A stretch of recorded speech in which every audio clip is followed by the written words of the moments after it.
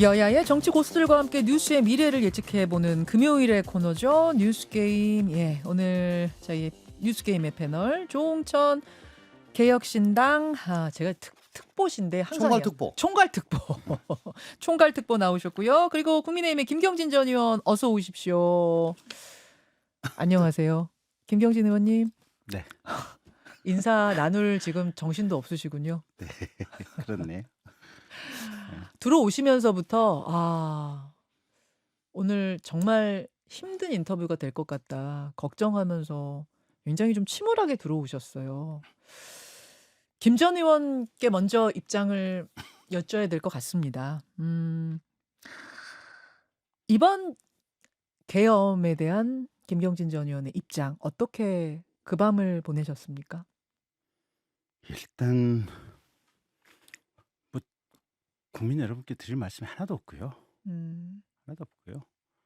그다음에 지금 하여튼 국민 여러분께 죄송합니다. 죄송하고 이제 중요한 건 지금부터 국민들을 안심시키고 수습하는 게 가장 관건인 것 같은데 음, 사실은 국회도 그렇고 여당 내부도 그렇고 책임을 묻는 게 일단 너무 앞서가고 있는데 책임을 묻는 것보다 더 중요한 거는 사실은 어떻게 잘 수습할 거냐 이제 이 문제라고 보여지거든요. 음, 그래서 저는 어제 이제 CBS 라디오 전화 인터뷰 잠시 하면서 음, 국방장관 신속하게 사표 수리해라 거기까지는 됐는데 음. 야당한테 국방부 장관을 추천받아서 그 사람을 임명을 해라. 그러셨어요. 예, 그래야만 어, 야당에서 주장하는 무슨 제2의 쿠데타 기도니 뭐 네. 북한과의 뭐 국지 도발 네. 뭐 유인 가능성이니 뭐 이런 얘기들이 원천적으로 없어질 것이다. 야당 추천 국방장관을 세워라. 예. 그런 아이디어를 내셨군요. 그랬는데 사표 수리까지는 잘 됐는데 네. 대통령이 본인 뜻대로 임명을 하신 거 그건 잘못됐고요. 음. 지금이라도 그 임명 취소하실 수 있으면 취소하고 어, 이재명 당대표나 어쨌든 뭐 야당한테 네. 가능하면 복수 추천이 좋겠지만 음. 아니면 단수 추천이라도 받아서 야당 추천 인사를 국방부 장관으로 임명하는 게 제일 중요할 것 같고요. 그다음에 육군 참모총장이나 특전사령관이나 이분들 네. 명령에 따른 것이긴 하지만 네. 신속하게 보직 해임 조치하고 음. 국방부 연구원에 대기 조치하는 것이 물론 그분들로서는 날벼락이겠지만 국가 전체를 생각한다면 지금이라도 육군 참모총장, 특전사령관, 네. 그다음에 707 여단장, 그다음에 방첩사령관 이런 분들은 대기 조치를 시키는 게 좋을 것 같아요. 그러면 일단 국민들 입장에서는 안심은 될 거 아닙니까? 대통령은요? 대통령은 헌법에 정해진 절차에 따라서 진행이 되는 게 맞는 것 같아요. 자, 일단 여기까지 네. 듣고 또 탄핵에 대한 입장은 따로 좀 여쭙기로 하죠. 조홍천 전 의원은 이 계엄부터 지금까지 상황들 이제 총평 어떻게 보셨습니까? 뭐 초현실적이죠. 예. 음. 그리고 지금까지 여야 간에 뭐 이재명 대표 사법 리스크라든가 뭐 김 여사의 각종 그 스캔들, 뭐 명태균 씨, 뭐 심지어는 당원 게시판, 네.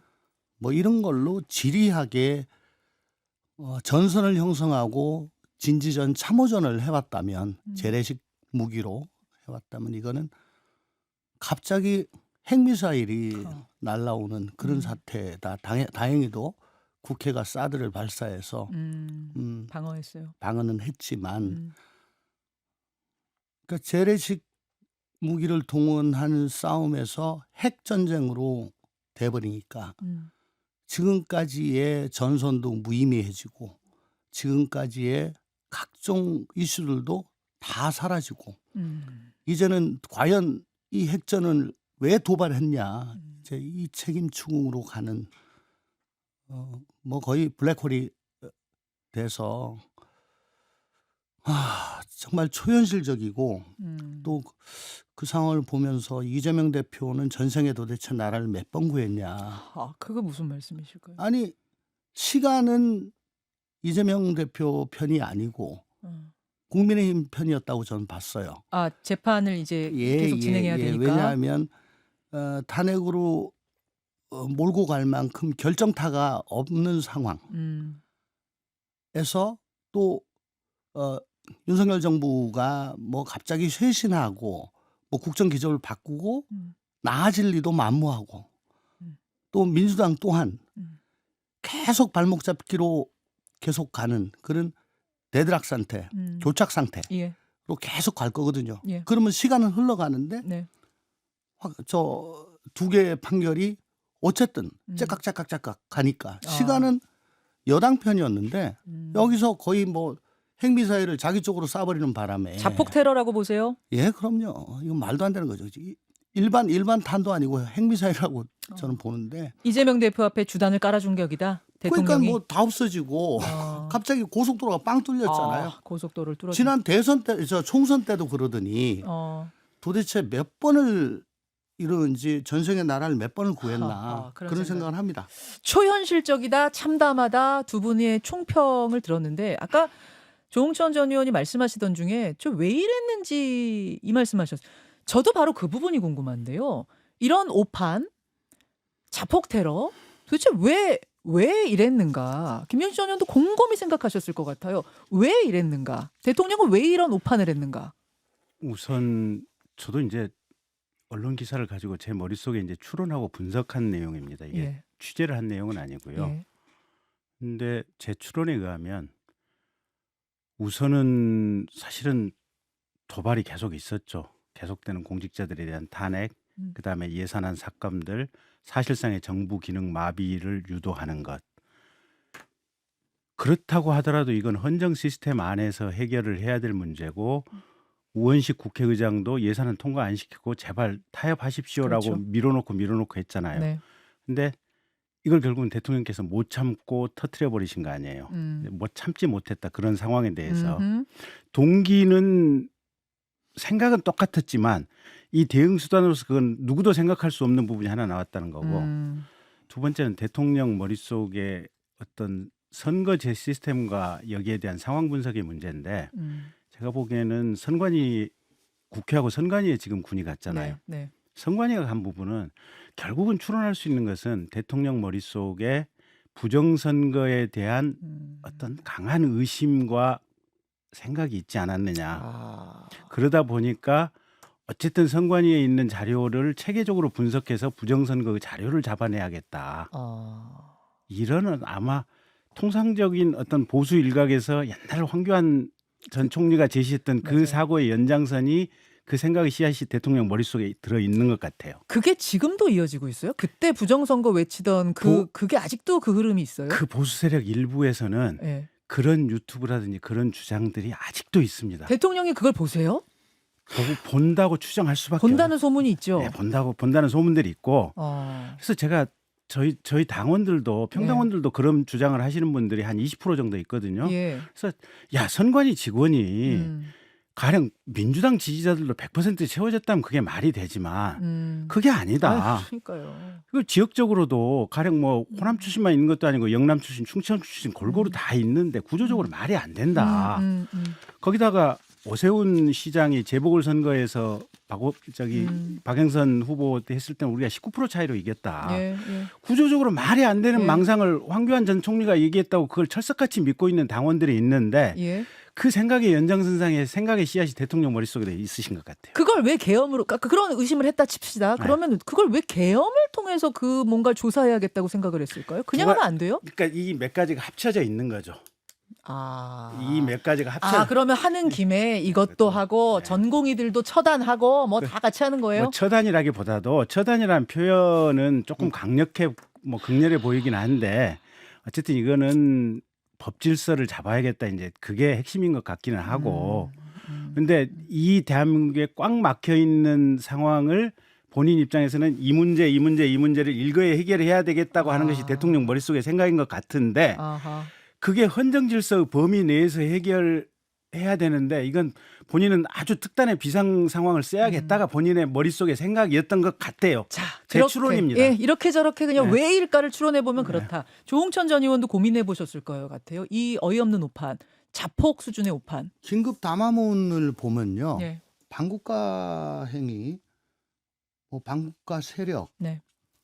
뭐 망국의 근원, 뭐 종북반국가, 음. 그리고 민주당이 그 세력들을 대표하는 걸로 그렇게 좀 보여져요. 갑자기 논리의 비약이 있으면서 이게 반국가 행위다라고 이제 이렇게 가는데, 제가 보기에는 그 국정원의 대공수사 기능을 전 정부에서 없앴잖아요. 네. 거기다가 올해 경찰의 특활비, 네. 특수업무 경비 이걸 뭐 다 삭감을 해버렸습니다. 음. 아마 누가 그런 얘기를 했을 것 같아요. 이건 그러면 간첩 수사 누가 하냐? 종북 세력들 완전히 활개치고 다니겠네. 민주당 내부에도 그런 사람들이 있으니까 이런 짓을 하지. 해서 극대노한 것 아닌가. 긴급 포고문을 보면 네네. 포고문이 아니고 그 선언 같은 담화문을 예, 예, 보면 예. 그게 아니고서는 이 담화문에 네. 어쨌든 정치의 파트너를 두고 이렇게까지 표현을 할 수는 없는 거거든요. 그러니까 이거는 어쨌든 지금 여소야대 상황에서 수적 열세인데 뭐 군이야 그 김용현 장관이 뭐 다 줄 준비됐습니다. 걱정하지 마십시오. 뭐 하시면 됩니다. 이랬으니까 믿고 그렇게 했을 거고요. 그러니까 딱 담화문 발표하고 포고령 내리고 경찰로 통제하고 그다음에 군 투입하면 끝날 줄로 그렇게 생각을 했겠죠. 알겠습니다. 뭐 이거 어떻게 알겠어요? 그 속을 정말 우리가 정확히는 모르겠습니다만, 네. 근데 그 부분에 대해서도 뭔가 입장 발표는 있어야 돼요. 어제 담화문 발표가 있을 거라고 그러는데 참모들이 말렸답니다. 그러니까 그걸 소상히 국민들께 내가 이러고 저러고 해가지고 이건 도저히 안 되겠다라고 생각을 했었다. 근데 방법이 이거밖에 없더라. 그래서 그렇게 한 거지. 내가 무슨 뭐 헌정 질서를 뒤집고 뭐 그런 건 아니고 구국의 일념이었다라고라도 어쨌든 뭐라도 근데 내가 아마 왜 이런 네. 생각을 했는지를 내놔라, 왜 지금. 이런 결정을 예, 예. 했는지를 설명하라. 설명을 해야죠. 예, 근데 예. 틀림없이 아마 그런 맥락으로 얘기를 담화를 발표하겠다고 대통령이 그 자세를 보이니까 이건 참모들이 그렇게 하시면 더 불을 지르는 겁니다. 일단 하지 마십시오 하고 스톱 시켜놓은 거 아닌가. 그렇게 보이죠. 그렇게 추론이 돼요. 그렇게 추론이 네, 됩니다. 네, 네, 그렇게 추론이 됩니다. 이 상황에서 이제 내일 탄핵안에 대한 표결이 있는데, 지금 제일 난감한 건 국민의힘의 한동훈 대표 같아요. 네. 계엄 상황에서 제일 먼저 이건 잘못됐다.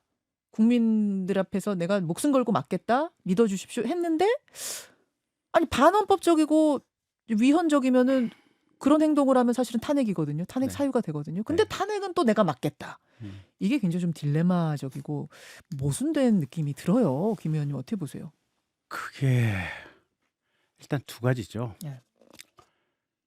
그 모순이 나올 수밖에 없는 게, 첫째는 저도 당원들을 많이 만나보면 예.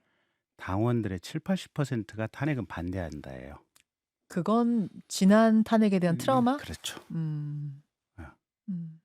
그리고 어쨌든 대통령이 불법적인 위헌 위법의 계엄을 선포했지만 그 동기는 참작할 수 있지 않냐라는 것이 또 당원들의 생각인 것 같고, 당원들 생각이 그렇다는 거죠. 당원들의 평당원들의 대체적인 생각이 그런 것 같고, 그다음에 두 번째는 예.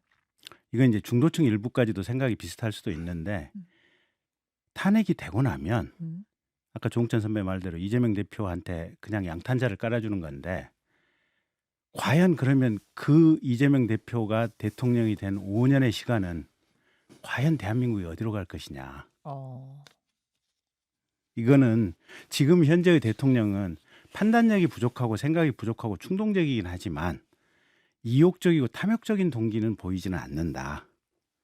만약에 이재명 당대표가 대통령이 된다면 과연 나라는 어디로 갈 것이냐. 이 점에 대해서 보수 진영은 생각이 전부 똑같은 것 같고 중도 진영 일부도 보수 진영하고 비슷한 생각을 하는 것 같아요. 그러면 예. 이게 우리 대한민국 전체가 그러면 차기 대통령에 대해서 좀 시간을 가지고 차기를 궁리할 수 있는 시간을 가지고 뭔가를 이 문제를 대처를 해야 될 것이 아니냐. 이게 대한민국 국민 전체 대한민국 전체의 언론사, 대한민국 집단 지성에게 현재 부여되어 있는 깊은 과제인 것 같아요. 그러니까 윤석열 대통령이 대통령으로서 역할을 지금 하기 어렵다라는 것에 대해서는 당원들도 대부분 동의한다고 보세요. 다만 지금 내려오면 그럼 그 다음은 누군데? 그렇죠. 그 다음은 이재명 대표 이거 괜찮아? 이 부분에서 퀘스천 마크가 찍힌 것이다. 그 부분이 당원들과 중도층 일부까지도 생각이 비슷한 것 같아요. 그래서 한동훈 대표도 거기에 힘을 실은 것이다. 그 분위기를 한동훈 대표도 이 분위기가 틀렸다라고 얘기하기는 어려운 생각인 것 같아요. 자, 조홍천 전 의원께서 왜 한동훈 대표가 상당히 모순적으로 보이는, 왜 계엄은 반대하고 반헌법적이라고 하는데 탄핵도 반대하는가? 왜라고 보세요? 지금 상황 자체가 모순적이죠. 왜냐하면은 탄핵에 반대하면은 예. 내란 옹호 세력으로 음. 매도가 될 수가 있고요. 예. 만약에 탄핵에 찬성하면 예. 뭐 그거는 그냥 대권을 헌납하는 길이다. 어. 라고 생각해서 어떻게든 이 전략적 인내를 좀 하면서 좀 판을 좀 길게 끌고 가야 되겠다. 자, 그런 전략. 그래서 탈당 뭐 이런 얘기가 나오는 거죠. 지금 시간이 언제 이렇게 다 갔네요. 유튜브로 좀 이어가겠습니다. 고맙습니다.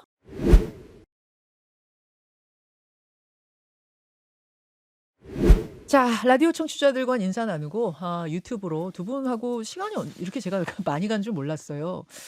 급하게 막 끊어버렸는데 유튜브로는 좀 넉넉하게 시간 가지고 이어가겠습니다. 본방송에서부터 함께했습니다. 오늘 뉴스 게임 저희 패널이 두 조가 있잖아요. 한 조는 박수현 의원하고 저기 김근식. 김근식 아니에요? 아니에요.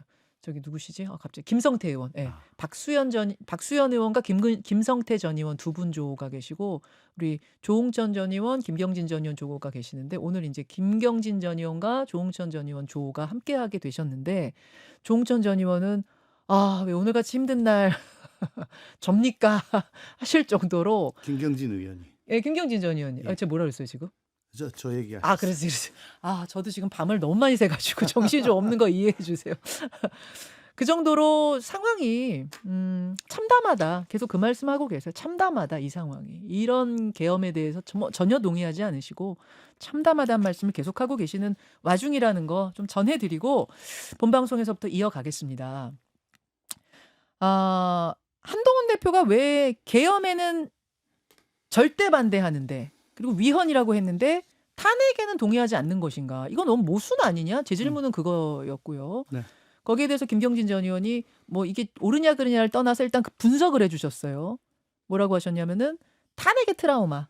예, 그러니까 보수 진영 국민의힘 안에 있는 탄핵의 트라우마 때문에 당원 대부분이 계엄은 아니어도 탄핵도 아니야 이런 게 있다는 걸 한동훈 대표가 무시하지 못할 거다. 그거 하나랑 또 여기서 탄핵이 되면 그 다음은 이제 이재명 대표가 대통령이 될 가능성이 상당히 높아지는 것에 대해서 또 당원과 보수층이 그 부분에 대해서도 지금 반대하고 있기 때문에 한동훈 대표가 그 뜻을 따를 수밖에 없는 상황일 것이다라는 분석을 주셨고 조홍천 전 의원의 분석도 뭐 비슷한 분석이실까요? 네, 뭐 비슷한데 어쨌든 한동훈 대표는 거의 지금 외줄타기를 하고 있다. 뭐 잠깐 뭐 삐끗하고 균형 잃으면 나락으로 떨어지는 뭐 그런 상황인데. 외줄타기. 예. 그렇다고 해서 탄핵으로 가자라고 하기에는 이제 앞에 펼쳐질 상황이 너무나 뭐 눈에 뻔히 보이는 거예요. 어떤 게 펼쳐지는데요? 아니 탄핵하면은 뭐 조기 대선 이거 조기 대선 하면 무조건 지는 거다. 그거. 예. 근데 거기에는 이재명 대표만 볼 게 아니고 이제 민주당 의석을 봐야 되는데요. 170 얼마인가요? 뭐 어쨌든 압도적인 절대 다수, 절대 과반이죠. 네. 저 민당 의원들이 같이 있단 말입니다. 네. 한번 생각해 보십시오. 만약에 이건 뭐 절대 이건 가정법 과거인데 이재명 대표가 똑같은 요번에 대통령이 돼가지고 똑같은 비상계엄을 했다고 봐요. 그러면 국회에서 해제 요구를 하겠습니까? 안 하죠. 그죠? 다수당이니까? 그럼요. 그리고 이재명 대통령이 돼서 뭐 말도 안 되는 법을 갖다 막 한다고 국회가요. 한다고 칩시다. 이재명 대통령이 그걸 거부하겠습니까? 그러니까 입법권과 행정권이 완전히 결합이 돼서 그 누구도 거기에 대해서는 뭐 어떻게 제어를 할 수 있는 방법이 없죠. 근데 그동안에 민주당이 보여준 행태는 입법 독재라는 말에 저는 일부분 동의합니다. 하여간에 뭐 계속 뭐 탄핵하고 특검하고 뭐 법안도 뭐 그냥 막 계속 내버리고 안 되면 또 내고 그냥 계속 밀어붙였잖아요. 그나마 대통령이 거부권이라는 요 하나의 정가의 보도를 가지고 계속 막아왔던 건데 이제 그것도 무너지고 이재명 이 행정부를 맡고 민주당이 입법부를 완전히 장악을 하고 있는 상황에서 이게 결합을 하게 되면 그는 이제 완전히 그 이재명과 민주당의 선의를 기대할 수밖에 없는 그런 상황으로 빠지게 되는 거예요. 근데 그게 과연 지금보다 나을까? 그런 생각을 한동훈 대표가 할 것이다. 한동훈 대표 혹은 뭐 보수 혹은 중도까지도 이제 요 퀘스천 마크는 계속 남아 있을 겁니다. 그러니까 중도층 일부까지도 그 질문에 대해서는 찬성하지 않겠느냐라는 생각을 하고 이런 결정을 한 것이다라고 지금 두 분은 분석하시는 건데 그러면 내일 일단 뭐 이 분석이 옳으냐 그르냐 한동훈 대표의 선택이 옳으냐 그르냐는 여러분 문자로 보내주시고요. 그것과 별개로 내일 표결에서 그러면 8표가 진짜 안 나올까?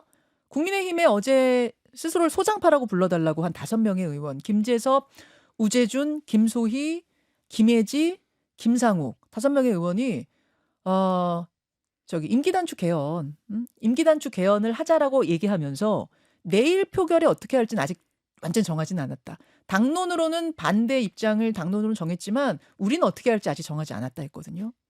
안철수 의원도 그때까지 고민해 보겠다고 했거든요. 여차하면 8표 나올 수도 있는 상황인데 김효지 전 의원 어떻게 예상하십니까? 이건 하느님도 몰라요. 그래요? 본인들도 모를 거예요. 일단 그 6분도 정말 내일 표결 직전까지도 아마 마음이 안정해질 수도 있어요. 그래서 오늘 저녁 뭐 내일 아침까지는 아무도 예측할 수 없는 상황일 거고 계속해서 오늘 하루 나타나는 상황들, 발언들, 뭐 또 구체적으로 현장에서 표결하는 절차, 표결에 대응하는 또 국민의힘의 어떤 원내대표의 방식 뭐 이런 것들이 아주 복합적으로 작동을 할 것 같은데 저는 51대 49로 부결 가능성이 조금 더 높지 않나 이런. 부결이 조금 더 높다. 8명까지 안 모일 것 같다. 그럴 것 같긴 조홍천 전 의원 어떠세요? 우선 당론 부결을 했죠. 근데 본회의장에 안 들어가냐 혹은 이따가 빠지느냐는 뭐 어쨌든 그 투표를 아예 거부하는 쪽으로 만약에 전략을 잡는다면 그럼 김건희 특검만 표결한 다음에 빠지는 쪽으로 요건 안 하고 왜냐면 이탈표 생길까 봐. 그렇게 한다면은 아마 거기서 남아서 자리를 지키고 있다가 표결에 같이 참여하기가 상당히 좀 부담스럽긴 할 겁니다. 그리고 아마 어제 그 소장파 5분도 뭐 탄핵에 대해서는 아직 입장을 정하지 않았다라고 유보적인 말씀을 하셨는데 과연 이게 베스트냐에 대해서는 끊임없이 계속 고민을 할 거라고 생각을 해요. 그러니까는 이제 자기들은 그래도 뭐라도 뭘 내놔야 될 거 아니냐. 그래야 명분이 생기지라고 해서 임기단축 개헌을 얘기를 했던 건데 아까 제가 본방송에서 얘기하다 이제 끊긴 건데요. 이게 전략적 인내. 이건 상당히 오래 가야 됩니다. 전략적 인내를 하려면 그냥 뭐 귀 닫고 뭐 눈 감고 뭐 난 몰라 이렇게 가지고 되는 게 아니에요. 그러니까 거기에는 뭐 임기단축 개헌도 될 수가 있겠고 또 뭐 내각을 전부 다 추천해라. 여러분들 뜻대로 하겠다. 뭐 이런 것도 있을 수가 있겠고 또 그 전제는 정말 상세하고 정말 진정성 있는 설명과 또 사과 뭐 이게 전제가 돼야 되겠죠. 근데 자세히 생각을 해보시면 지난 이 비상계엄 발표 직전까지만 해도 문제가 됐던 게 명태균 씨고 사법 리스크고 또 심지어는 그 뭐 거리도 안 되는 단계 가지고 매일 그냥 난리를 치지 않았습니까? 이게 한꺼번에 없어진 거죠. 그죠? 쭉 블랙홀이 됐습니다. 이슈가 다 빨아들였죠. 그걸 같이 좀 생각을 하면은 이걸 완전히 덮지는 못할 망정 그래도 상당 부분 가릴 수 있는 이슈를 갖다 던져야지 이게 어느 정도 전략적 인내가 가능하리라고 봅니다. 저는 그게 뭐냐면 같은 날 표결이 이루어지는 김 여사 특검. 예. 이제는 그전엔 어떻게든 김 여사 특검을 통해 가지고 윤석열 대통령까지 연결을 해서 어떻게 한번 해보자는 작전이었는데 이제는 이건 의미가 없어요, 사실은. 아하. 그러니까 이 김 여사 특검을 과감히 주고 그래 이거 가지고 그 뭐가 잘못된지 한번 보자. 그러면 특검 구성하고 뭐 이제 시간이 좀 흘러요. 이런 것을 하면서 계속 이제 김건희로 도배가 될 수 있도록 하고 윤석열은 그 사이에 국민이 보기에 저 정신 차렸네 바뀌었네 뭐 왜 저래 이상하네 이런 게 이제 계속 나와가지고 좀 긴가민가 해야지 이게 뭐 어느 정도 좀 가지 그냥은 이게 절대로 안 갑니다 이거는.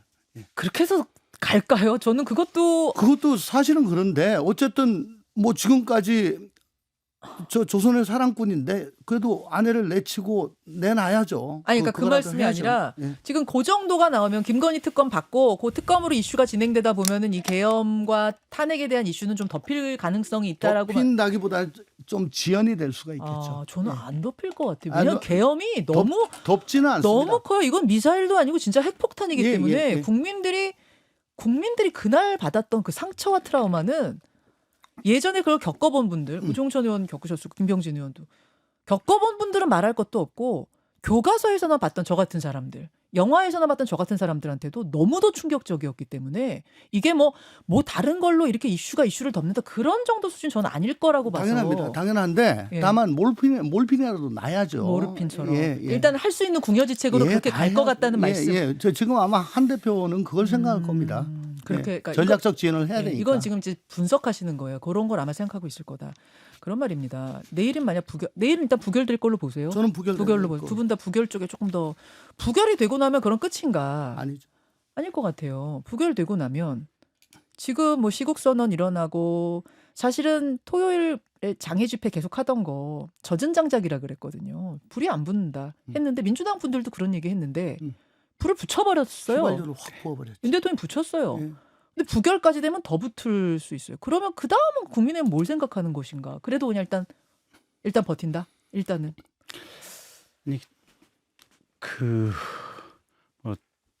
당 대표나 대통령께서 무슨 생각을 할지는 모르겠는데 예.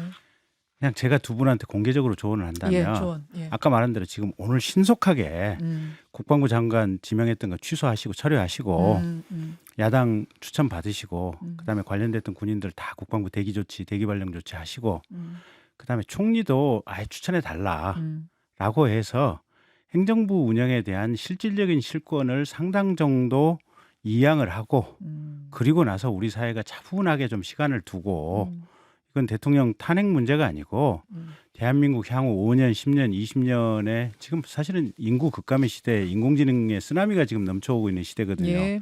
이 시대적 분위기에 맞는 좋은 사람이 국가의 리더십을 가져야 되는데 그걸 지금 윤석열 대통령이 한순간에 사고를 쳤다고 해서 이걸 쉽게 그 불 속에서 쉽게 결정할 문제는 아닌 것 같아요. 그렇게 설득을 해야 된다 그 말. 조언을 하자면 그렇게 그래, 조언하겠다. 예. 제 질문은 그거였죠. 이거 부결된다고 해서 끝나겠느냐? 네, 지금 가장 근본적인 문제는 뭐냐면은 윤 대통령에 대한 신뢰가 네. 이제 다 없어졌어요. 음, 그러니까 과연 지금 정상적인 사고를 하는 거냐, 국정을 이끌 능력이 있기는 하는 거냐, 거기에 대한 근본적인 의문이 지금 들어가고 있는 상황이거든요. 맞습니다. 예. 그렇기 때문에 저런 분이 저런 큰 권한을 계속 행사를 하는 건 무척 위험하다. 그래서 직무를 정지시켜야 된다는 게 탄핵의 논리거든요. 그렇죠. 그래서 타당하죠. 그렇다면은 뭐 하루아침에 돌아올 수는 없겠지만 어쨌든 대우각성하고 반성하고 앞으로는 그렇지 아니라고 정말 뭐 안 믿어 해도 정말 지겹다고 할 때까지 그거 아니라고 하고 사과하고 빌어요. 이러고 저러고 해. 그게 전제예요. 최소가 그거예요. 아니 그게 전제가 돼야 예, 되고 예, 필요 조건이고 예, 예. 거기다가 예. 뭐 거국내각을 하겠느니 뭐 어쨌느니 그러고 우리 김 여사도 우리 아내도 이제 수사해라 그러고 다 내주는. 다 내줘야 돼요. 그래도 안 될 겁니다. 그래도 안 되긴 하지만 그래도 한동훈 대표는 어떻게든 이걸 지연을 시켜야 그나마 뭐 상황 변화를 좀 꾀해볼 수가 있기 때문에 뭐 이런 걸 다 요구하는 거죠. 탈당까지 포함해서. 알겠습니다. 내일 표결이 어떻게 될지 여러분 지켜보시고 여러분은 또 어떻게 될 거라고 보시는지 한번 말씀 좀 주세요. 의견이 굉장히 많이 들어오고 있습니다. 기다리다가 국민들 속 타 죽습니다. 최경애님 그러셨고요. 지금 문자가 너무 많이 들어와서 지금 한 4만 명 가까이 보고 계시는데 이세희님은 이제 탄핵 찬성하시는 분이고 윤석열 대통령이 그럴 리 없다 지금 말씀하신 그런 식으로 할 그렇죠. 것 같지 않다라는 하지 폴라리스님도 않죠. 계시고 사과로 내란죄를 덮을 수 없다라고 아니 하는 그건 전제라고 말씀드렸어요. 전제 최소 전제 필요 조건. 필요 조건 사과는 그 말씀이신 거예요. 사과로 된다 뭐 이런 건 아니고 지금 대부분의 의견은 모르겠어요. 지금 저희 채팅창에 보이는 대부분의 의견은 탄핵 필요하다 쪽이 더 많습니다. 더 많습니다. 조성은님 나도 보수다. 근데 보수인 내가 부끄럽다. 핑계대지 말고 하야 해라. 이런 문자가 지금 많이 들어오고. 그러니까 한 말씀만 더 드리자면 제가 그게 온당하다는 게 아니고 한 대표를 물으셨기 때문에 제가 거기 조언을 한다면 그런 거죠. 그런 말씀이셨던 거. 알겠습니다. 이제 그날 밤으로 좀 돌아가 볼게요. 계엄이 있던 밤. 하여튼 일단 황당했어요. 저도 이게 무슨 일이지? 이게 지금 제가 어제 어떤 정치인은 그러시더라고요. 누가 보여주는데 이분이 딴 데 보고 있는데 이렇게 보라고 하더래요. 이렇게 유튜브 가지고 와가지고 이거 대통령이 뭘 지금 선포를 한다. 근데 이분이 딥페이크인 줄 알아. 딥페이크. 가짜 영상 있잖아요, 여러분. 조작해서 만드는. 웬 딥페이크 영상을 나한테 보여줘? 이러셨다는 거예요. 나중에 보니까 진짜라고 하더라. 저도 거의 그 느낌이었거든요. 그래서 나가 있는 가족들 빨리 들어오라고. 우리가 알고 있는 계엄, 교과서에서 배운 계엄은 이제부터 그러면 그리고 이제 포고령을 보는데 처단한대. 이게 얼마나 무서워요. 일단 빨리 들어와. 저기 공부하고 있는 사람들 들어오고 저기 바깥에 외출한 사람들 다 들어와서 있고 이건 뭐 현금을 찾아야 되는 건가? 그럼 뭐 식량을 사야 되는 건가? 이런 시간이 흘러갔단 말이에요. 국민들한테 말 못할 불안감을 지금 선사했는데 그때 김경진 전 의원은 어디 계셨어요? 부끄러운 얘기지만 네. 저는 막년회가 있어가지고 네. 와인 한 잔을 좀 하고 뭐 그러실 수 있죠. 9시 반에 조금 일찍 잠들었어요. 그러실 수 있죠. 그래서 한 6시간 정도 자고 새벽 3시 반에 깼는데 네. 갑자기 핸드폰을 열어보니까 빨간 게 그냥 몇십 개가 찍혀 있는 거예요. 문자가. 네. 전화번호? 문자. 네. 그래서 혹시 내 개인 신상에 관해서 무슨 잘못된 보도 같은 게 나가지 않았나. 그래가지고 TV를 켜봤더니 계엄이라는 거예요. 그래서 TV를 계속 보고 있었더니 한 1시간쯤 있다가 또 계엄을 해제한대요. 그냥 저는 그날 새벽에 봤던 게 그게 전부예요. 황당한 그러니까 시작과 끝이 다 황당한. 그러니까 헛웃음이 나와요 진짜. 네. 지금 이제 다 끝난 마당에는 헛웃음이 진짜 다 나오는 조홍천 의원은 뭐 하셨습니까? 전 그때 넷플릭스 보고 있었는데 예. 그러실 수 있죠. 전화가 막 왔어요. 지금 빨리 돌려보래. 왜? 그러니까 뭐 뭔 X 소리야. 그리고 돌렸더니 TV에 그게 나오더라고요. 근데 표정이 좀 평소하고는 좀 다른 것 같아. 대통령 표정. 예. 그리고 뭐 머리도 좀 다른 것 같고. 그래서 저도 솔직히 딥페이크인 줄 알았어요. 처음에. 근데 갑자기 화면이 바뀌어가지고 국회를 비춰주는데 뭐 경찰이 막고 근데 완전히 막은 건 아니고 뭐 들어가기도 하고 말기도 하고 좀 이따 군인들이 나오는데 야 이거 사실이구나. 근데 왜 저 군인들이 저렇게 어영부영하지? 계엄이라는데. 저 이상하다. 우리가 알던 서울의 봄 때 군인들은 안 저랬는데 그렇지. 이거 뭐지? 할 마음이 없나? 근데 지금 연이어 국방이라든가 혹은 그때 특수부대원들 투입됐던 분들의 인터뷰 같은 걸 보면 뭐 북한 관련 뭐 긴급 상황이 있어서 대비해라라고 해서 마음의 준비까지 하고 이제 출동 그래가지고 했는데 헬기 타기 직전에 국회로 간다. 거기서 패닉이 왔다는 거예요. 어안이 벙벙 뭐지? 예, 이거 뭐지? 국회? 그러고 오다가 내려온 게 국회의원들 다 끌어내야 된다. 그러니까 이제 이 장병들이 네. 야, 이거 지금 이렇게 해도 되나? 라는 생각에서 굉장히 최정예 부대라고 그러는데 네. 좀 어영부영하는 것 같은 그런 모습이었던 것 같아요. 경찰들도 마찬가지고 뭐 닫았다가 열었다가 뭐 마음대로 하고 그래서 그러면 준비가 안 된 상태에서 이걸 한 거네. 그러면 이거 하면 됩니다라는 누구의 말을 믿고 한 거네. 정말 참 웃긴다. 웃긴 밤이었어요. 우프다. 웃픈 밤이었어요. 예. 그리고 이렇게 우프게 우리가 헛웃음하게 끝나서 그나마 참 다행이다라는 네. 생각도 들고 저 같은 경우는 그래서 바로 짐을 싸가지고 방송국으로 왔어요. 왜냐하면 계엄이라는 것은 우리가 아는 계엄이란 것은 방송국이 바로 장악이 되기 때문에 포구문에도 있었잖아요. 예, 그래서 이거 내일 아침 방송을 못 할 수도 있겠구나 싶어서 일단은 들어가 있어야겠다 싶어서 왔는데 다 팀이 다 왔는데 이미 방송에 사람들 많이 왔고 근데 군인은 없더라고요. 근데 알고 보니까 다른 방송국에도 다 안 갔어요. 어떤 신문사도 안 가고. 그러니까 이게 지금 계엄이 이게 뭐가 착착착착 이런 계획을 갖고 된 것도 아닌 느낌이 지금 계속 든단 말입니다. 아니 일단 대통령이 수석들도 몰랐다는 거 아니에요. 예. 비서실장도 몰랐던 것 같고 예. 그러면 장관들도 대부분이 반대했다는 거 아니에요. 그렇게 알려져 있어요. 그 어느 누구한테도 설득이 안 되는 거예요. 안 되죠. 대통령 본인하고 음, 김용현 장관하고 두 사람만 설득이 된 거예요, 보면. 네. 그러니 음, 지근거리에서 대통령을 모시는 수석들에게도 설득이 안 되는 판이니 네. 설득이 안 된다고 본인들은 생각을 했을 터이니 그 어느 누구가 설득이 되겠어요. 그렇잖아요. 그러니까요. 그래서 장군들한테 제 추정컨대 앞으로 이제 계속해서 사실관계 조사를 해서 나올 텐데 네. 김용현 장관이 여기저기 장군들한테 사단장이나 군단장들한테 전화를 했을 것 같아요. 아, 추정컨대. 예, 예. 근데 대부분 아마 사보타지 아, 까이지 않았을까 싶어요. 특전사령관도 예. 뭔가 이게 장관이 시키니까 하긴 해야 될 것 같은데 예. 그렇다고 할 수는 없고 어허허. 그러니까 애매하게 그냥 병력 뭐 한 300명 그냥 출동시키는 정도?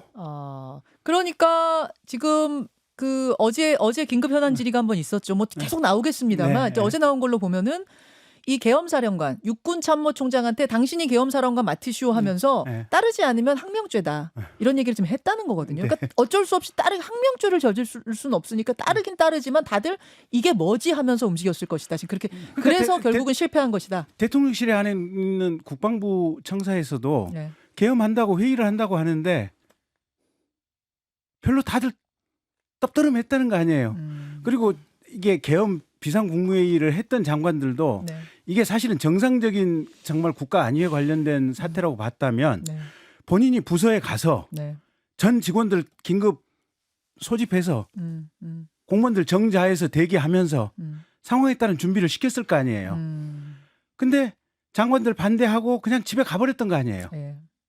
맞습니다. 아무도 신경을 안 쓰고 이게 될 거라고 생각한 사람은 장관도 없고 심지어 대통령이나 국방부 장관은 수석들도 이 사람들 우리 안 따를 것이다고 생각을 했다는 거 아니에요. 아니 그 저는 여기서 진짜 아쉬움이 남는 건 뭐냐면 반대와 우려를 표했다.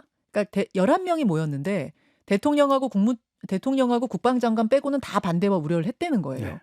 더 막아야죠. 물론 의결권은 없습니다. 심의권밖에 없지만 이 정도 상황이 벌어진다는 거를 거기 있는 다 배운 분들이잖아요. 아니, 그래서 알잖아요. 그럼 더 나를 밟고 가시오 하면서라도 막을 수는 없나요? 아니 트럼프 대통령 때 예.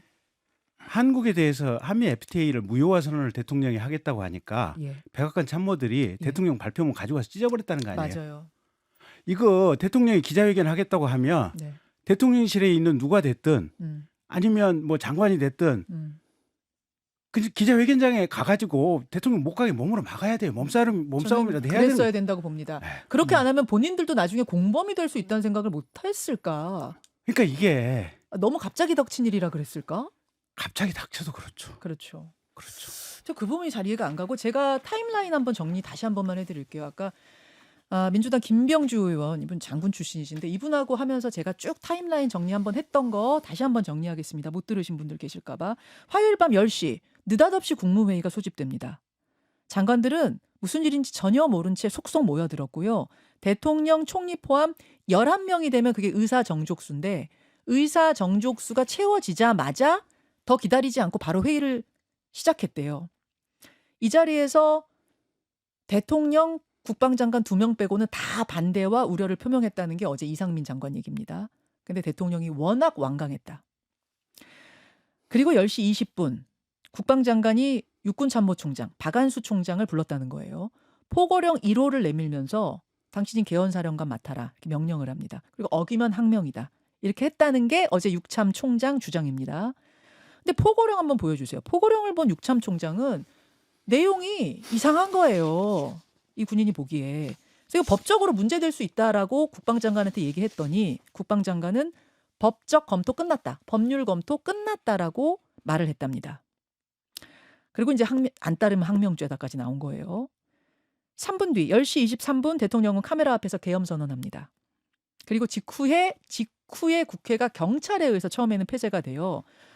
그러면 경찰은 어떻게 이렇게 움직였는가 했더니 경찰청장이 그 육군참모총장 계엄사령관 전화를 받긴 받았는데 그 계엄사령관은 국방장관이 이렇게 전화 바꿔주면서 이렇게 얘기해라 해가지고 그 지시를 따랐다라고 어제 얘기하더군요. 그럼 그 다음에 군인이 들어온 거 그거는 그럼 계엄사령관이 지시했어? 했더니 어제 그 계엄사령관 육참총장 얘기는 저는 그거 TV 보고 알았어요. 이러는 거예요. 그럼 누가 지시했느냐? 국회로 군인 들어가는 거 국방장관이 했다. 인정했습니다. 국방장관이 지시했다고 인정했습니다. 자, 10시 반. 그러니까 국회에 군인이 들어간 건 11시 50분께인데 선관위로 군인이 들어간 건 10시 30분입니다. 그러니까 대통령이 23분에 담화 발표하고 7분 만에 선관위로 군인 300명 가량이 들어갑니다. 정확히 297명이 들어갑니다. 국회로 들어간 인원보다 더 많습니다. 여기는 누가 지시를 했느냐? 계엄사령관 아니랍니다. 지금 드러난 것은 지금까지 드러난 바로는 방첩사령관인 걸로 알려졌어요. 방첩사령관. 근데 이 방첩사령관은 누구냐면은 처음에 충암고라인 그 얘기 나올 때 그 충암고 출신이고 방첩사라는 곳은 여러분 아시겠지만 그 정보를 다루는 곳인 거죠. 그래서 계엄할 때 중요한 그 포인트들 포스트 중에 하나죠. 지금 그렇게 얘기가 되고 있습니다. 그리고 이제 군인들에 의해서 국회가 진입이 된 게 11시 50분경 헬기 타고 왔죠. 그러고 나서는 이제 여러분 다 아는 그 상황들인데 여기서 이제 궁금한 거. 저 포고령 누가 썼느냐? 포고령. 저 포고령이 지금 내란죄냐 아니냐? 그러니까 탄핵은 탄핵이고 내란죄냐 아니냐? 내란죄는 형사처벌이 되는 건데 내란죄냐 아니냐에 이제 근거가 되는 항목들이 지금 저기 들어있단 말입니다. 저거 누가 썼느냐인데 계엄사령관 자기가 안 썼대요. 자기는 저거 법적 검토 됐습니까? 물어봤다는 사람이니까 안 썼대요. 그 국방부 당신들이 썼소 했더니 국방부 차관이 어제 국방부 안 썼대요. 아까 천하람 의원은 저 윤석열 대통령 쓴 것 같다. 일단 글씨체라든지 이를 봤을 때 윤석열 대통령하고 국방장관 둘이 모여서 쓴 것 같다. 특히 윤석열 대통령 체가 나타난다. 이렇게 이야기를 했습니다. 그거 하나 궁금하고 또 하나는 왜 선관인가? 제가 아까 본방송에서부터 계속 질문 드리는 거. 왜 선관이었나? 방송국도 안 왔는데 왜 선관이었을까? 이 두 가지가 제일 지금으로선 남는 의문인데요. 조홍천 전 의원은 어떻게 생각하세요? 포고문을 대통령이 직접 쓰시지는 않겠죠. 저는 긴급 담화문과 네. 포고문을 한번 같이 놓고 봤습니다. 네. 뭐 사용되는 단어라든가 이루고자 하는 일, 목적 같은 게 그 포고문에 다 들어가 있어요. 그래서 긴급 담화문을 보고 예. 그걸 1, 2, 3, 4, 5라고 했는데 그래도 계엄 포고문이란 게 아마 이거 쓴 사람도 그전에는 상상을 못했던 일이기 때문에 아마 급하게 구글링을 했던 것 같고 했더니 옛날 거 검색? 예, 80년 혹은 79년 비상계엄 포고문을 찾았겠죠. 거기서 이제 처단이란 걸 그냥 뺏겨가지고 쓴 것 같고 아. 돼 있는 걸. 쿠데타에 그러면은 아니면은 계엄 때? 네, 계엄 계엄 때. 때? 네. 그래서 들고 야 이렇게 하면 되겠습니까라고 들고 갔는데 야 의사들은 왜 뺐냐? 라고 해서 의사는 좀 길어요. 네, 딴 거보다. 길어요. 딴 거는 그냥 보고 보여주세요. 뺏긴 거고 의사 부분은 굉장히 길어요. 길어요. 그건 뭐 구체적이에요. 보고 뺏길 수가 없어요. 아, 그런 적 없었으니까. 예. 그래서 이제 주제를 다 놓고 또 음. 처단이라는 걸 쓰고 그래서 오케이 라고 된 거 아닌가. 아. 그러니까 대통령과 국방장관이 감수를 하고 비서실에 그 해당 뭐 누가 됐든 거기서 실무 작업을 한 거 아닌가. 누가 썼을까요? 김경진 의원은 어떻게? 저도 조홍천 선배 비슷하세요? 생각하고 똑같아요. 똑같으세요? 왜냐하면 저거 실무자가 초안 작성해 왔고 예, 어차피 이 계엄에 대해서 예, 제가 보기엔 모두가 반대하거나 모르고 있었던 상황에서 예. 주도를 한 거는 대통령님하고 그다음에 김용현 장관 두 분이니까 두 분이 결국은 저거 협의하에 저거 썼다고 봐야 돼요. 썼을 그 실무적으로 저 글자를 누가 초안을 잡았는 건 아니고 오케이. 대통령까지 컨펌은 당연히 됐다고 자, 봐야 돼요. 저 부분 중요합니다. 네. 이거는 굉장히 이번 상황을 밝히는 데 있어서 중요한 포인트라서 잡아드렸고요. 또 하나는 선관위 왜 선관위. 갔느냐의 선관위. 국회는 뭐 일단은 그 계엄 해제 의결을 통과시키지 못하게 해야 되니까 국회의원들 막으려고 갔다. 오케이. 그런 거였을 거라고 지금 짐작이 되는데 선관위는 왜 선관위였을까? 조홍천 의원님. 민주당이 절대 다수를 차지하고 있는 22대 국회. 예. 저게 정말 눈에 가시고 도저히 이거 뭐 할 수 있는 게 없으니까 저거 어떻게 안 되나. 아마 제 생각에는 국회 해산권 없냐고 아마 막 난리를 쳤을 것 같아요 평소에. 근데 법에서 빠졌죠 그건. 그거 이제 50대 네. 빠졌거든요. 그렇죠. 국회 해산권 있으면은 그전엔 있었어요. 뭐 이것까지 예. 필요 없습니다. 예. 그냥 해산해버리면 되는데 이 좋은 걸 누가 없앴냐? 그럼 어떻게 해야 되냐? 라고 해서 나온 게 비상계엄일 것 같아요.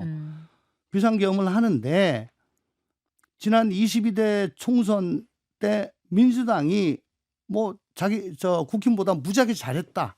그러면 승복한다 이런 게 아니고 저기는 공천도 엉망이고 뭐 완전히 단일 체제에 국민들이 왜 저런 표를 줬을 리가 없다. 저럴 리가 없다라는 심정, 불복 심정이 아직도 있던 것 같고 그래서 제가 얘기 듣기로는 뭐 선관위 DB도 뭐 뜯어갔다는 얘기도 뭐 들었는데 네.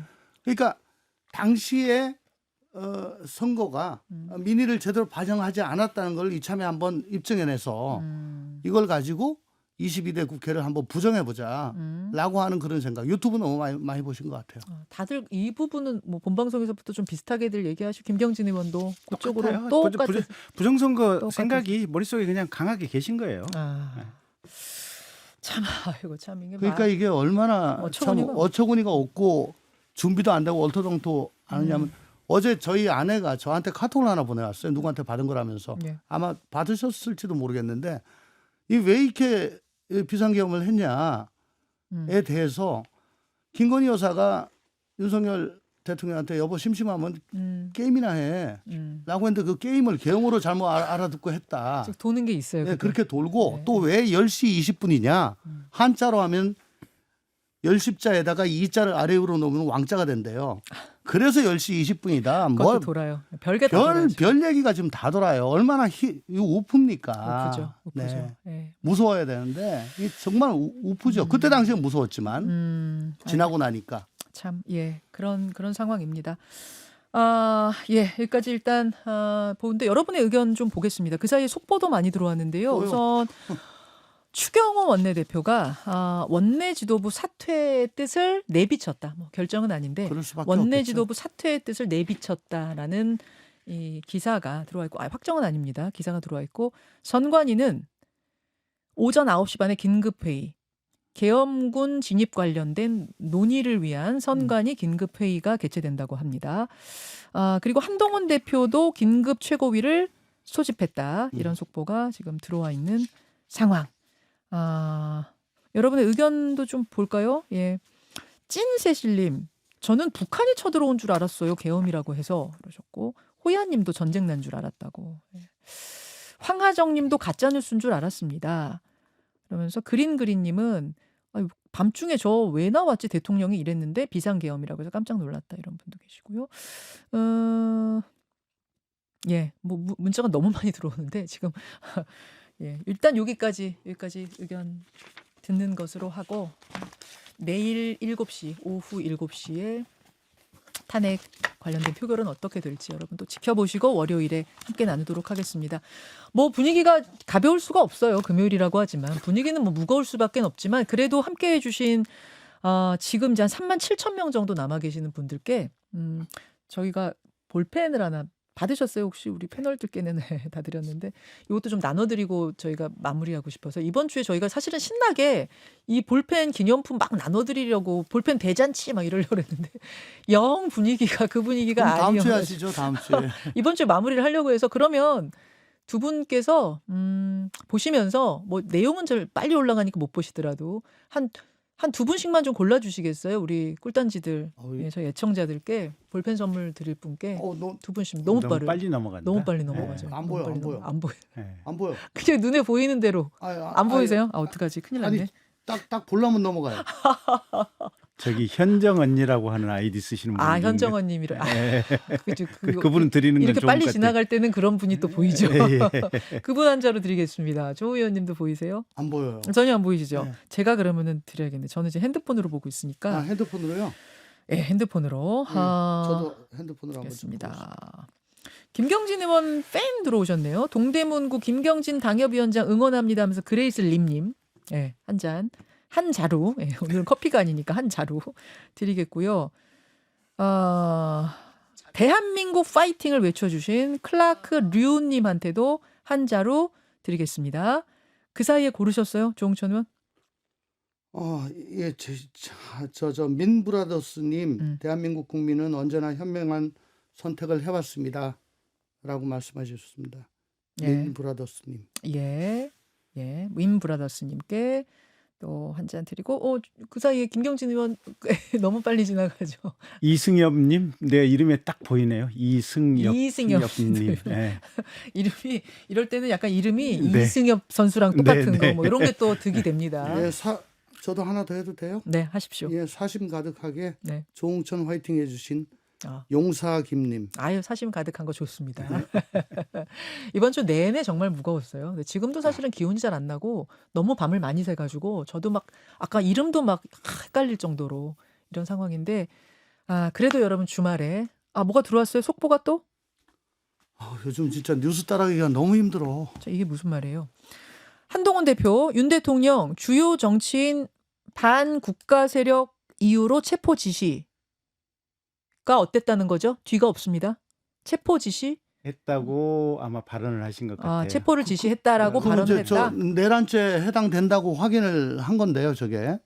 예. 지금 막 속보로 들어옵니다. 네. 윤 대통령 정치인 체포위에 정보기관 동원한 사실 확인? 이거 뭐야 지금? 뭡니까? 밖에 PD? 정보기관을 동원했다는 사실을 지금 확인을 했다? 한동훈 대표가? 방첩사가 동원이 되는 거는 얘기가 나왔는데 방첩사 얘기하는 거예요? 군정보기관 국정원 말고? 방첩사. 국정원도 확인을 해봐야 돼요. 자, 지금 저희가 생방송하는 동안 한동훈 대표가 아마 뭔가를 계속 폭로를 하고 있는 것 같다라는 밖에서 지금 저희한테 정보를 주는데요. 얘기죠. 예. 큰 발언이 나왔네요. 윤 대통령 조속한 직무집행 정지가 필요하다는 발언이 지금 나왔습니다. 윤 대통령 조속한 직무집행 정지가 필요하다는 한동훈 대표의 발언이 지금 나왔다고 합니다. 또 나옵니다. 고교 후배 방첩사령관을 통해서 고교 후배 충암고 후배인 방첩사령관을 통해 정치인 체포를 지시한 거. 그러니까 방첩사령관 통해서 그 선관위 들어간 건 어제 확인이 됐는데 선관위에 군인들 보낸 거 그거 말고 지금 이재명 대표, 한동훈 대표, 우원식 국회의장 체포조 떴다는 거 그 부분 확인했다는 거군요. 방첩사령관 통해 체포조를 띄웠다는 거 지금 확인이 됐다라는 그거 같은데요. 지금 이거 혹시 생방송 물릴 수 있습니까? 물릴 수는 없나요? 없습니까? 저희가 좀 보면서 같이 얘기하고 싶은데 그건 없습니까? 예, 그러면 전문 나온 걸 좀 띄워주십시오. 예, 전문 나온 걸 우리 지금 두 분의 패널 분들도 보셔야 아마 말씀을 좀 하실 수 있을 것 같아서 이건 어떻게 보이십니까? 요 끝까지만 듣고는 전략적 인내로는 안 되겠고 이제는 정면 승부하자. 정면 승부하자. 예. 근데 이렇게 되면 이제 저 국힘이 온전히 단일 대우로 갈 수 있을까? 그 아까 한동훈의 딜레마로 네. 계속 얘기했는데 네. 한동훈 대표가 딜레마 속에서도 그러니까 배신자 쪽보다는 그러니까 네. 당의 트라우마를 생각해서 그냥 탄핵은 막는다 쪽을 선택한 것 같다라고 우리가 아까 분석을 네. 했었는데 지금 나오는 이 워딩들로 봐선 아직 정확하진 않습니다. 저희가 풀 워딩을 본 게 아니라 이 워딩으로 봤을 때는 뭔가 좀 스탠스가 변한 것 같다. 그럼요. 예, 예. 그런 느낌이 그러니까 지금 탄핵으로 갈 듭니다. 수밖에 없다는 얘기고요. 자, 전문 제가 소개하겠습니다. 같이 읽으면서 한번 여러분 보세요. 제가 화면에 그냥 읽을게요. 예, 고 작가 그냥 읽겠습니다. 대한민국 국민 여러분, 국민의힘 당대표 한동훈입니다. 어젯밤 지난 계엄령 선포 당일에 윤석열 대통령이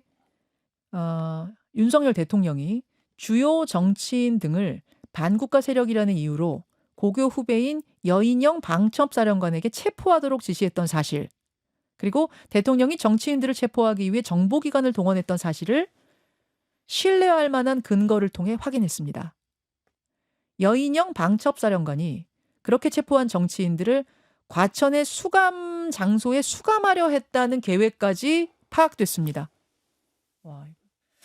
앞으로 여러 경로를 통해 공개될 거라고 생각합니다. 윤석열 대통령은 이번 사태에 불법적으로 관여한 군 인사들에 대한 인사조치조차 하지 않고 있고 여인영 방첩사령관조차 인사조치하고 있지 않습니다. 그리고 이번 불법 계엄이 잘못이라고 인정도 하지 않고 있습니다. 그렇기 때문에 윤석열 대통령이 대한민국의 대통령직을 계속 수행할 경우 이번 비상계엄과 같은 극단적 행동이 재현될 우려가 크고 그로 인해서 대한민국과 대한민국 국민들을 큰 위험에 빠뜨릴 우려가 크다고 생각합니다. 뒤가 또 있습니까? 이 뒤가 또 있습니까? 여기가 끝이군요. 이거는 탄핵 쪽으로 예, 탄핵이죠. 결단을 예. 한 것 같습니다. 탄핵인데 예. 그러면 일사불란하게 국민의힘이 다 탄핵으로 가느냐? 제가 보기에는 그 3대7 이상 뭐 8대2도 예. 뭐 탄핵 안 된다가 많았던 것 같은데요. 더군다나 뭐 주호영, 뭐 권성동, 나경원 등 8년 전에 네. 탄핵을 주도했거나 탄핵에 찬성했던 분들이 탄핵 한번 했다가 네. 우리 보수가 거의 괴멸할 뻔했고 지옥 맛을 봤다. 그건 다시는 하면 안 된다. 박근혜 정부의 고관대작들, 뭐 장관급 기관장들 1,000명 정도 이상이 수사를 받았고 그중에 한 200여 명이 구속된 바 있다. 멸문지화를 당한다. 그것만은 피해야 된다. 그렇게 얘기를 한다고 그래요. 네. 그게 국민의힘 다수 의원들한테 지금 공감을 얻고 있는 모양입니다. 네. 뭐 조호영 의원 같은 분이 그런 말씀을 하시니까. 근데 이렇게 나오면 이거는 다른 길을 가겠다는 대표 거예요. 쪽은 지도부 쪽은 다른 길을 가겠다는 거예요. 가자. 그러니까 친한계는 다른 길을 가겠다는 걸로. 그러니까 이게 단일 대우로 이 당이 갈 수가 있느냐? 없는 상황. 없는 거 아는데 알지만 그렇게 가겠다는 걸로 이게 보이죠. 전략적으로 예. 어쨌거나 그래도 대권을 꿈꾸는 사람으로서 네. 이런 명백한 내란 혐의가 있는데도 불구하고 이걸 두둔하고 이걸 옹호하고 어떻게든 덮고 지연시키는 거 이제 그 한계를 넘어섰다. 그 한계가 넘어섰다. 이거는 어쩔 도리가 없다. 8명 제가 이제 국민의힘의 발언들을 저희가 주목할 수밖에 없는 이유는 탄핵에는 8표가 필요하고 그 8표가 국민의힘에서 나오느냐 마냐 문제이기 때문에 이걸 주목하는 건데 한동훈 대표가 저렇게 입장을 정리했다면 8표는 나올 것 같군요. 어쨌든 자신을 따르는 의원들이 예. 뭐 지금 한 20명 된다는 거 아니겠어요? 예. 그러니까 그거 가지고는 충분한데 다만 우리가 눈여겨봐야 될 거는 이제 비례대표들은 지역구처럼 뭐 그냥 마음대로 당적으로 옮기거나 뭐 이렇게 할 수가 없죠. 출당을 당하거나 해야 되기 때문에. 자, 지금 이제 김경진 전 의원은 또 갑작스러운 속보를 보면서 머릿속이 복잡하실 것 같은데요. 일단 어떻게 해석하십니까? 저게 한동훈 대표한테 믿을 만한 첩보가 왔다면 네. 민주당에도 당연히 들어가지 않았겠어요. 그렇다고 봐야죠. 그렇죠. 아니면 안 들어갔다고 하더라도 네. 한동훈 대표가 저걸 인지하는 순간 네. 오늘 중이라도 민주당에 가게 될 것이다. 지금 속보 들어왔습니다. 바로 그 말씀. 네. 내일 탄핵안 표결 시간 원래 오후 7시였는데 표결 시간을 앞당길 수 있다.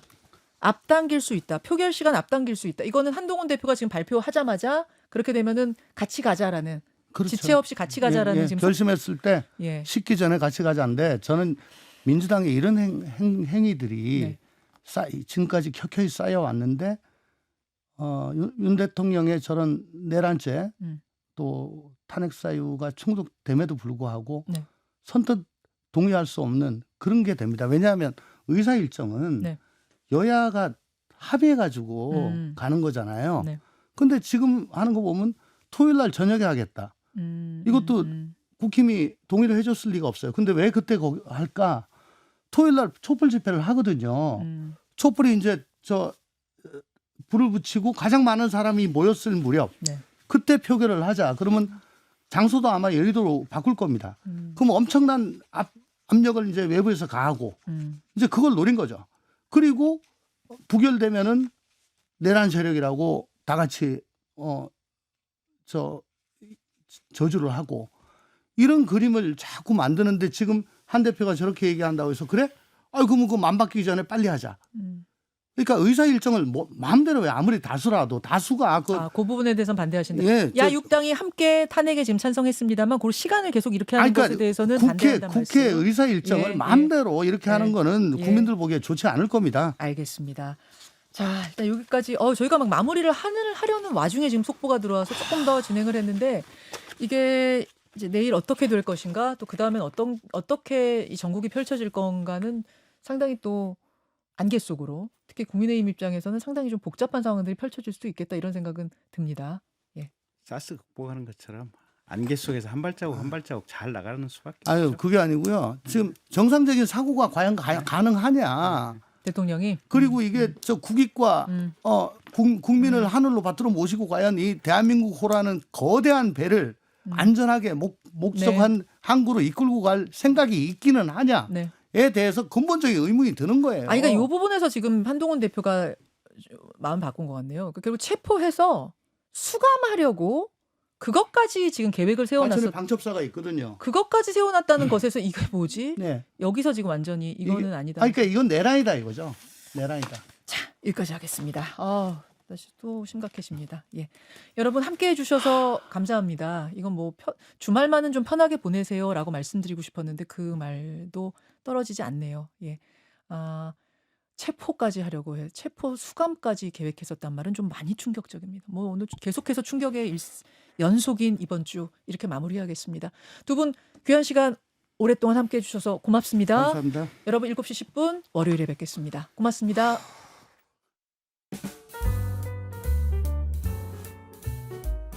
김현정의 뉴스쇼는 시청자 여러분의 참여를 기다립니다. 구독과 좋아요, 댓글 잊지 않으셨죠?